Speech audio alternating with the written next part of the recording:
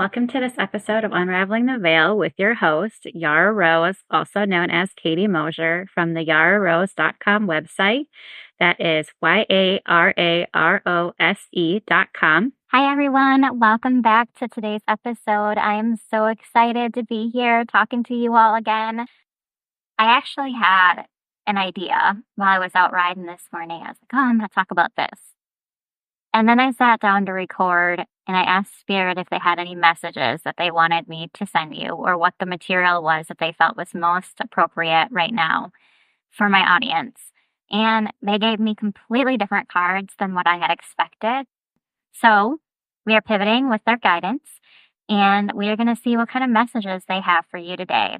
And when I closed my eyes right before I started recording and I asked what the subject was going to be for today's episode, I had a vision of the Lion King and the little picture of the lion, the little baby Simba, and it says, remember who you are. Remember who you are. And that has been a really strong theme that I've been receiving a lot lately from them, is to remember how important you are and to remember who the true you are, who the true essence is inside of you that makes up who you actually are. Not all the limiting beliefs, not all of the habits and the safety zone that you've boxed yourself into by creating this safe place to be and being too scared to branch out because you don't know what's going to happen. When you think of the fact that you all, every single one of you, is an extension of the energy that created this entire world and everything in it, that same energy is running through you. Do you understand how unbelievably empowering that is? The very essence, the very energy that created this universe is inside of you. And when you really stop to reflect on that fact and to feel that essence pumping through your entire being, it makes it very difficult for your limiting beliefs to tell you that you can't do something that you want to do. Because you're like, of course I can. Look what was created. Look at all of these amazing and diverse things all around me. Why can't I? How can you tell me I can't? How can you limit me?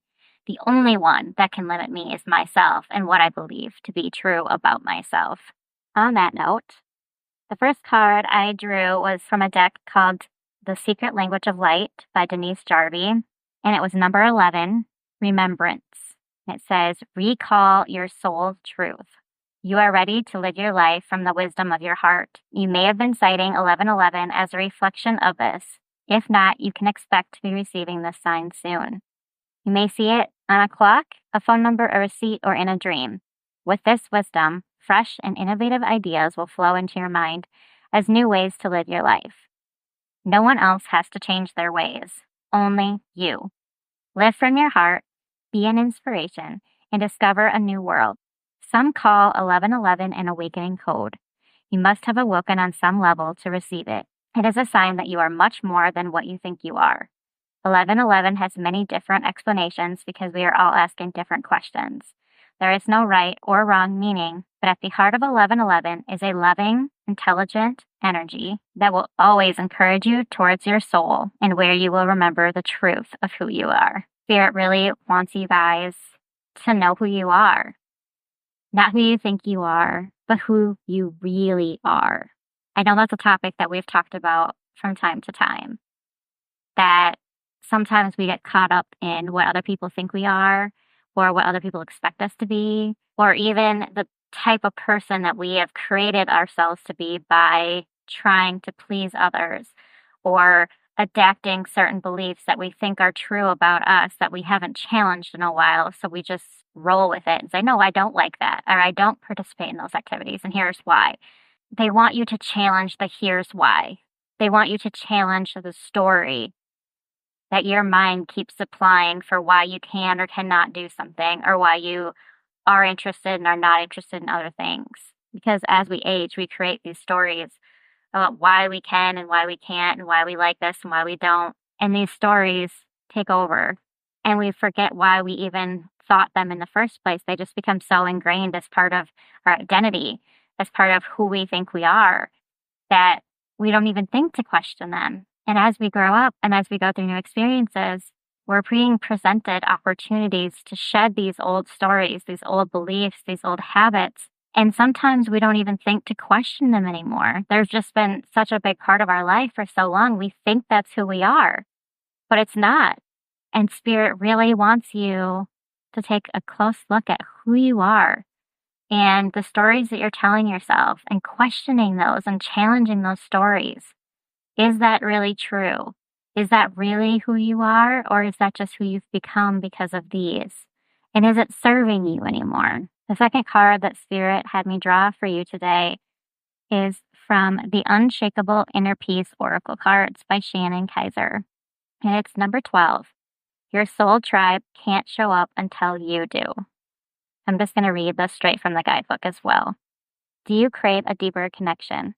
So many of us live for others and make choices based on what others want from us. We put them first because we want so much to be liked and appreciated. But when we do this, we are hiding our true selves.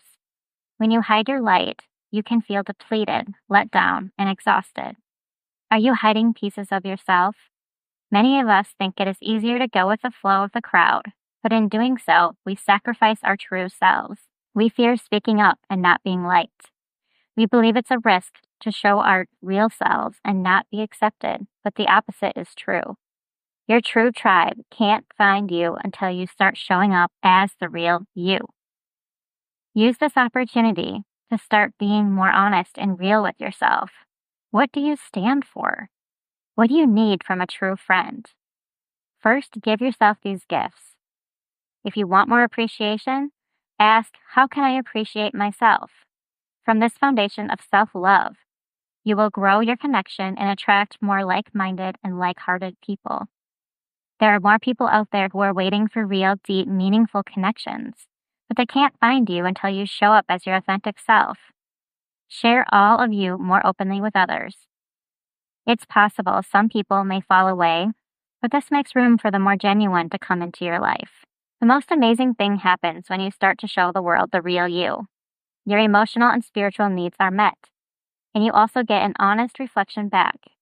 The world finally sees you in all of your glory, and in turn, loves you back. Connecting authentically with others is important for your well-being. It just takes a willingness to step away from the crowd and trust the rhythm of your own heart. It's always worth it because you will finally feel peace, acceptance, and joy. The more you give yourself permission to show up and shine your real light, the more authentic your relationships will be. Are you tired of playing a role? Are you tired of trying so hard to please everyone around you? Are you tired of working so hard to balance all of the different aspects of who you think you are and what others think you should be and how they think you should show up? Are you craving those deep connections, those type of connections where you can finally relax and be yourself and be fully and wholeheartedly yourself without having to worry about what that other person is going to say and if you offend them, or how you can speak around their triggers so that you aren't offending them or won't offend them? I can relate to these feelings.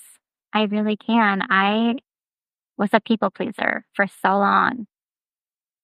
I'm still working on letting go of that, actually. It was something that came up with my grandpa in a couple sessions ago about how the reason I was struggling to be a medium, a clear channel for connecting people with their loved ones was because I wanted the people, the sitters, the customers in front of me, I wanted them to be happy with their service. I wanted them to appreciate the message that I was sharing with them.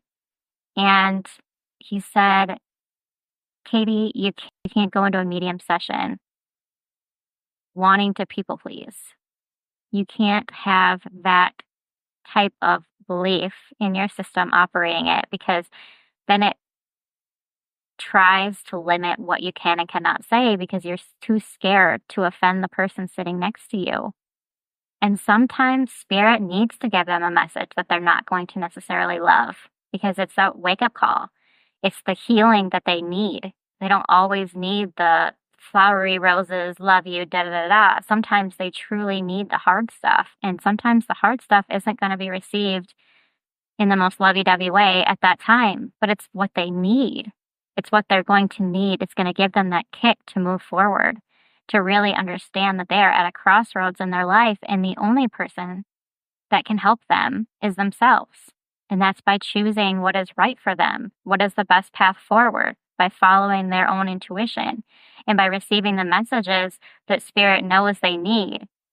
And those messages aren't always going to feel like the ones that a people pleaser would want them to receive.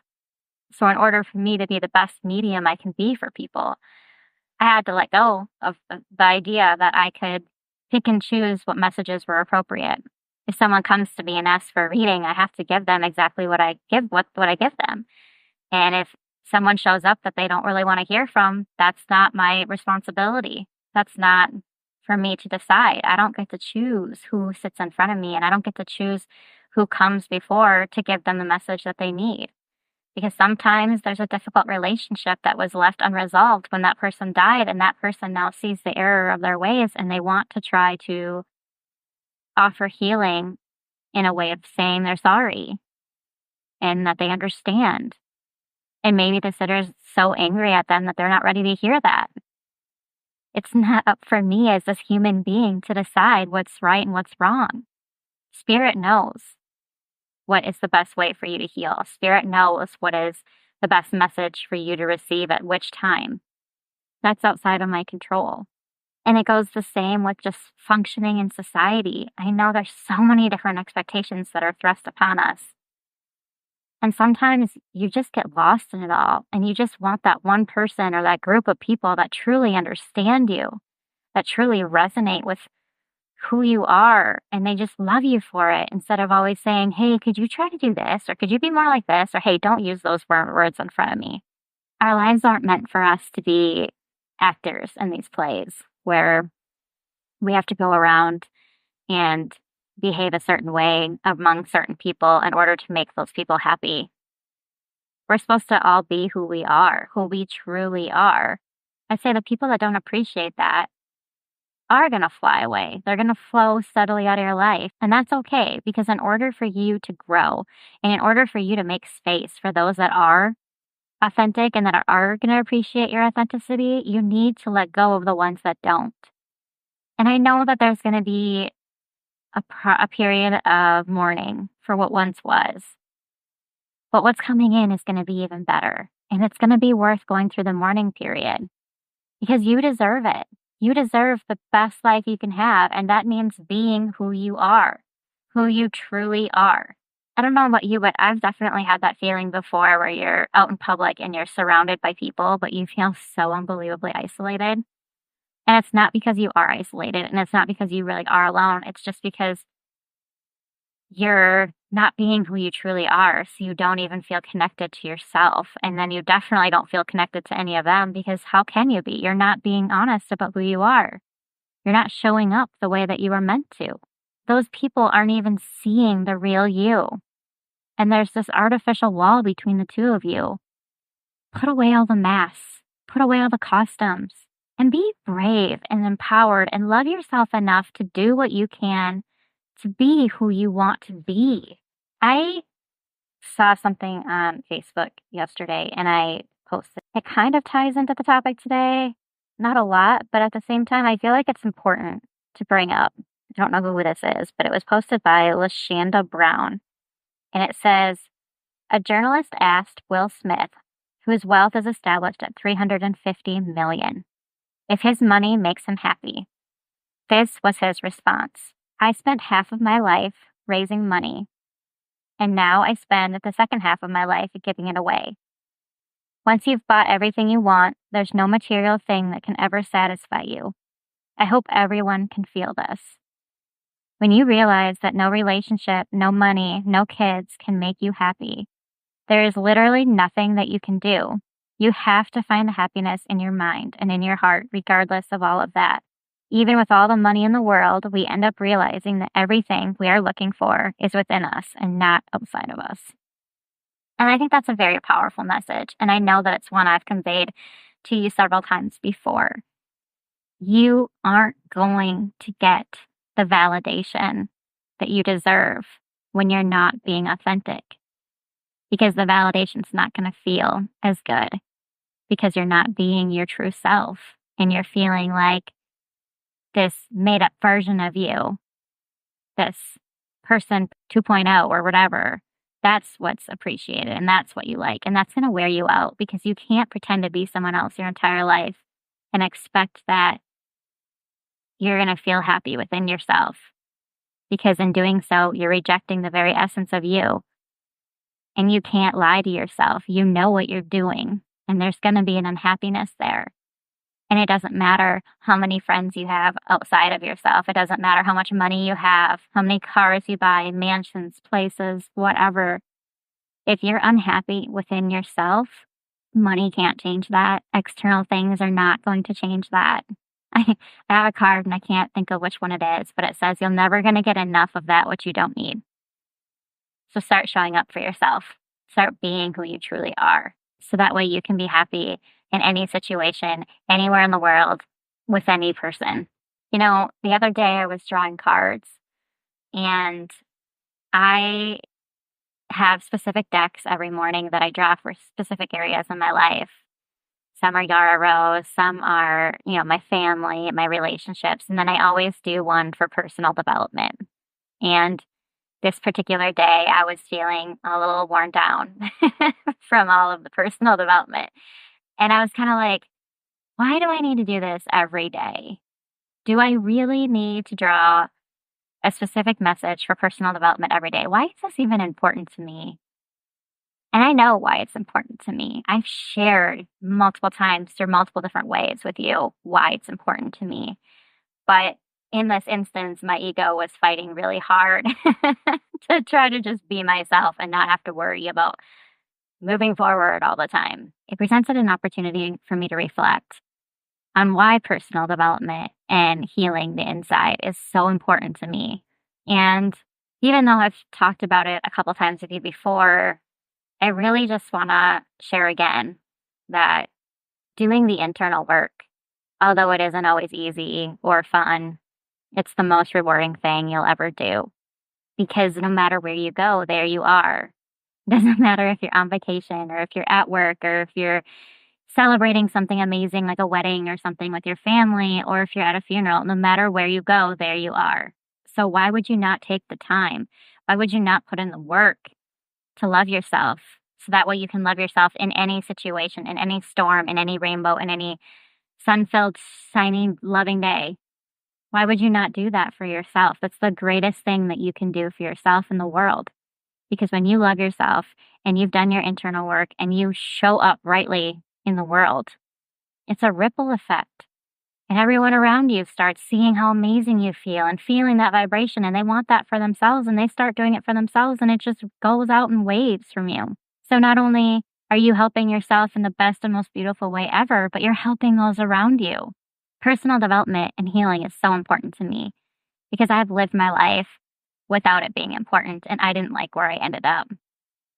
And one thing I know is that the world is constantly changing. People, situations, everything is constantly changing. And when you are aware that things are always changing and you make a habit of being awakened to who you are, who the type of person you want to be in the long run is, and take steps each day to be a better version of yourself, it's so rewarding. It's so important. And then you get to be the co-creator of your experience. You're no longer the victim. You're no longer in that victim mentality, which doesn't give you any power.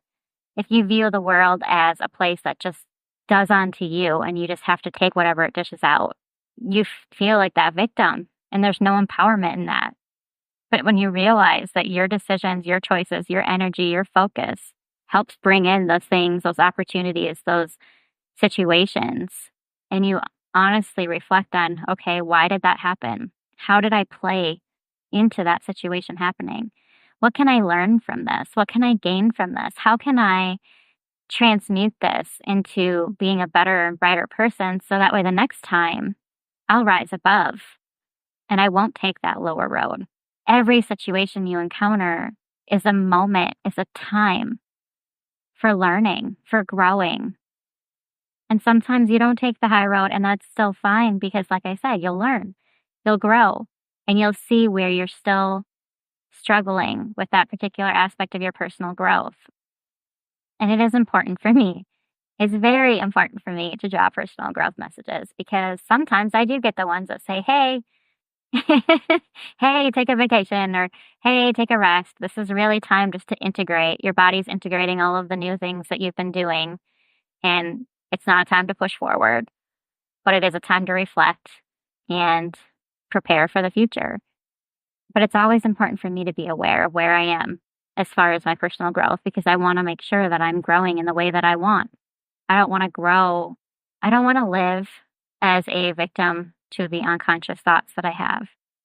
I know that I am a co-creator with the universe and I want to co-create the life of my dreams. So it's important to me. On the subject of personal growth and internal healing, I also wanted to talk about healing for just a little bit because healing is so powerful and there's so many different types of healing, right? There's obviously the doctors of the world, the vets, the dentists, the chiropractors, the massage therapists, the holistic, the Western medicine, all the different types of healings out there. Sometimes the power of laughter can be the most healing thing that you could need in that very instance. And I think it's really important as part of personal growth and as part of being consciously aware of who we are, that we take opportunities to heal, that we seize opportunities to heal, and that remember that healing is a journey. It's not done all at once. You don't have a terrible disease and go to the doctor and expect them to heal it in one visit. You don't have a broken bone and expect to go to the doctor and have them heal it in one visit. You don't have a 4-year lifetime of feeling insecure and unsafe in this world and go to a energy healer and expect that it's going to be fixed in one time. It's a process. And your body can only heal so much at a time. It needs time to readjust to the new level of healing, to the new level of your beliefs. And I don't want anyone to feel discouraged when they don't automatically see the results that we're looking for. Healing is a journey. It takes time. And from personal experience, it takes a lot of moments where you just sit with yourself and say, hey, it's okay to feel down today.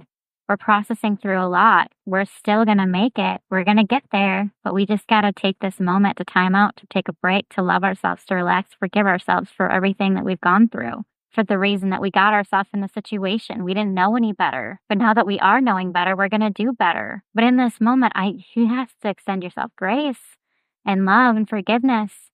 And the reason I bring this up is because I just want to give hope and love and support to those of you that have chosen this path in life, because it's not always the easiest. And sometimes it feels very lonely when you're the only one around you that's so dedicated to growing this way and healing your inner wounds.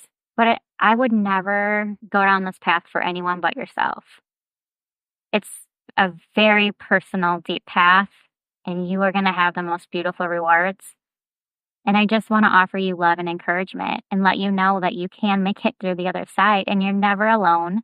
You have these spiritual beings all around you that are supporting you, that are bringing you closer to the person that you want to be, that are guiding you and that love you unconditionally. Be open to the signs. Be open to the people that they put in your path because there's a reason that those people are in your path. You're there to learn something from them. They're going to teach you something. So always be open, always be experimenting, always be curious and have fun with life and enjoy it. Enjoy the process, but don't try to rush it. You'll get there when you get there. I love you guys. I love you so much. And I hope that this episode about remembering who you really are and doing the work to discover who that is if you've forgotten and just loving yourself enough to do it. I hope that it leaves you feeling empowered. I hope it leaves you feeling hopeful.